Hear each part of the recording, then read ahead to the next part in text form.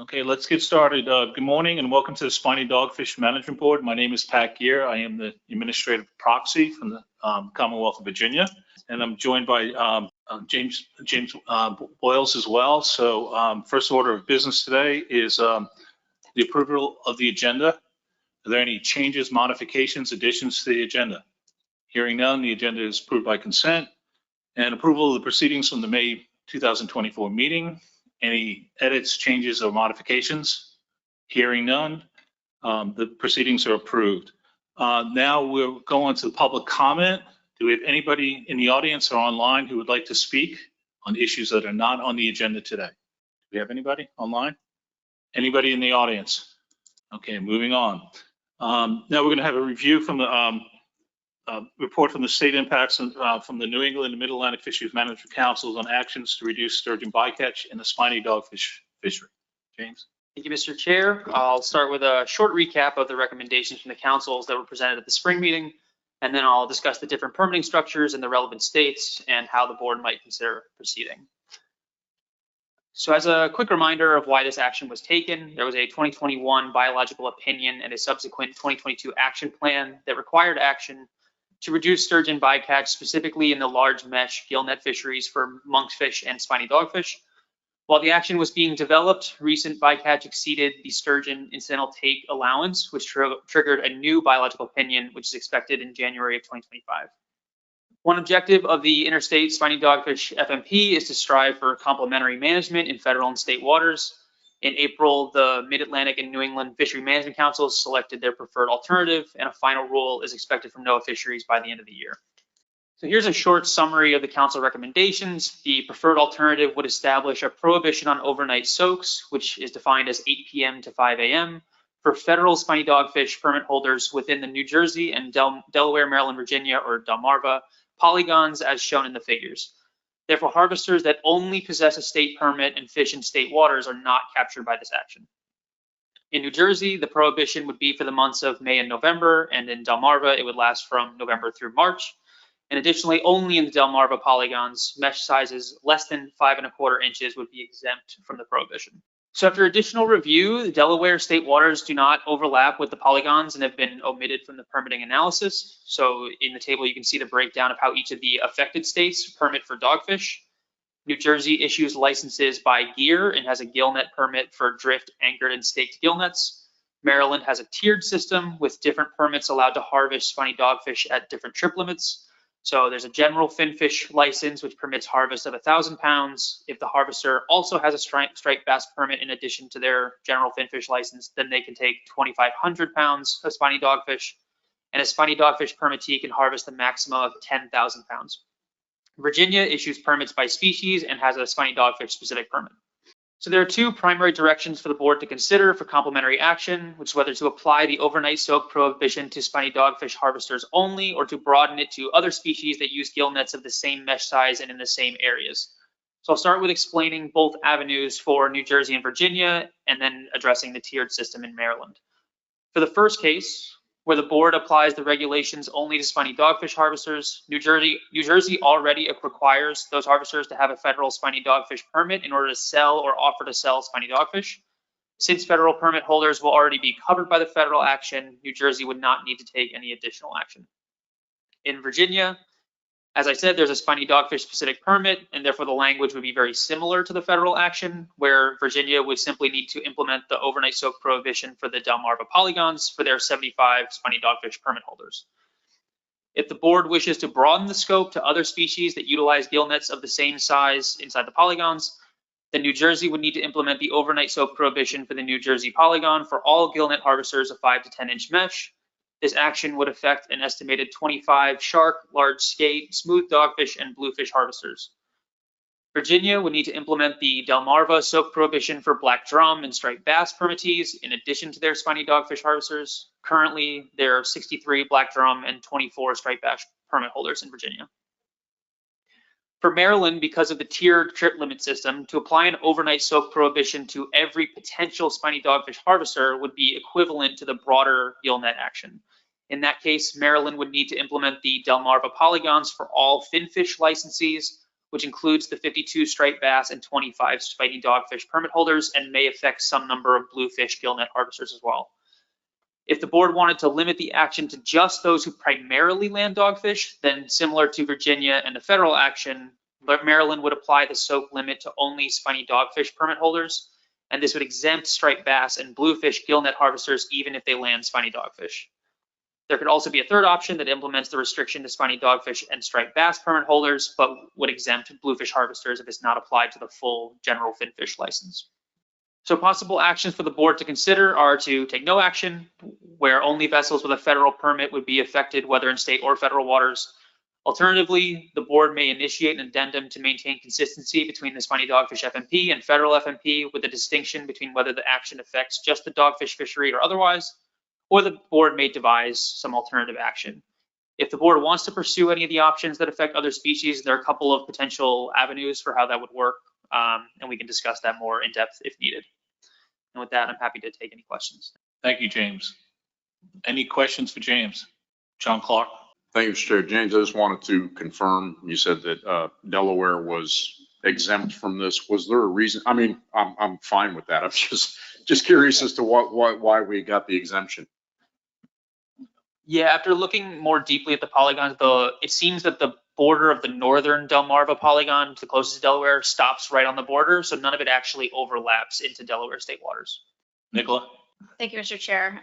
In the information you provided, James, you indicated that focusing primarily on the dogfish fishery would not require any action in New Jersey, yet the documentation pointed out potential loophole to the permitting structure there. So I just wanted to ask that if that's the approach that we take, that is still something that the PDT considers to see if there's a way to clean that up. I don't think it's necessarily no action for New Jersey. Yeah, we're happy to take that note for the PDT, but just to clarify what that loophole was.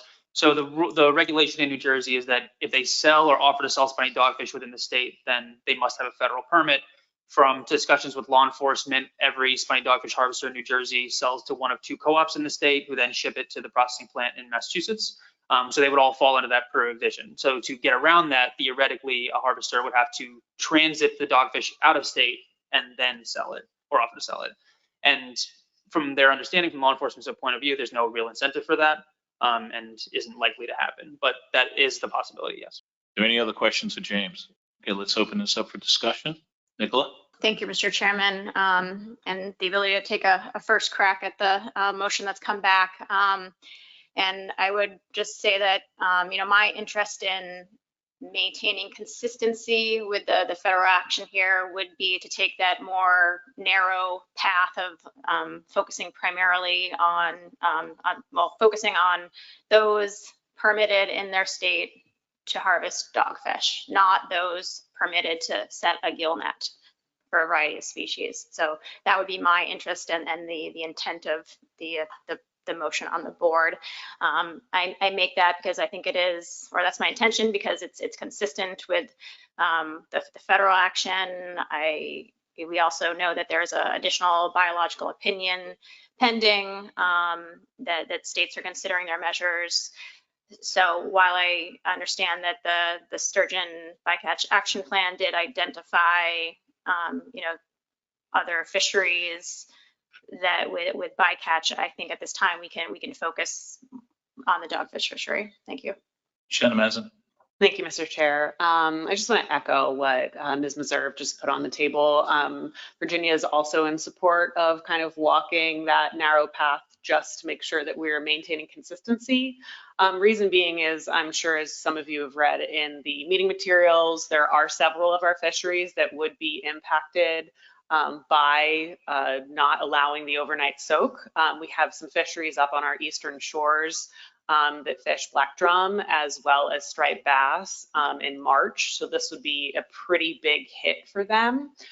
Virginia also would like the board to know that they are in the process of pursuing an incidental take permit for Atlantic sturgeon. So we would prefer to work with our NOAA partners to look at very specific ways of mitigating sturgeon bycatch in those specific fisheries. So we would like to also just stay with the consistent measures for spiny dogfish. Thank you.